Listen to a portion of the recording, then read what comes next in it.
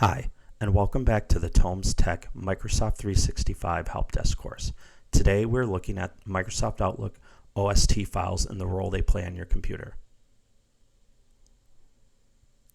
What are Microsoft Outlook OST files? An OST file, or an offline Outlook data file, is a Microsoft Outlook data file that enables users to work offline and then synchronize changes with the Exchange server the next time they connect. They're particularly useful if you're experiencing intermittent internet connections or if you want to work on your emails while not connected to the internet. When your connection is then restored, changes are automatically synced.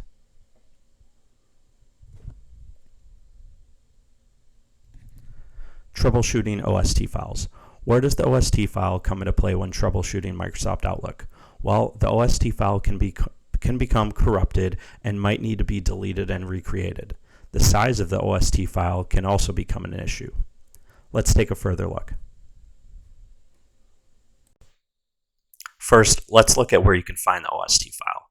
Go to Outlook, File, and Account Settings. Inside of here, you can actually see a small preview of where your OST file exists. But if you click over in Data Files, you can actually see the full length of it.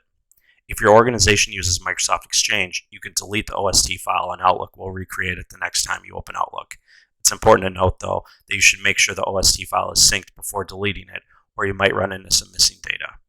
The other scenario is what can happen to the size of the OST file. At organizations with long-tenured employees, a lot of Outlook data builds up over time. If an employee gets a new computer, it can take Outlook a long time to build that OST file. This can generate calls to a help desk if users are not aware of this.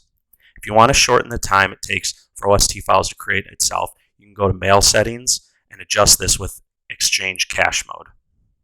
Most organizations probably settle on 6 months to a year's worth of data, but you could look at setting something like 3 months.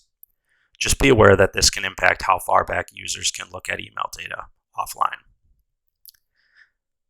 And that wraps it up for today's topic. I hope this gives you a clearer understanding of what an OST file is in the world of Microsoft Outlook. Remember, if you have any related questions or topics you want us to cover, leave a comment below.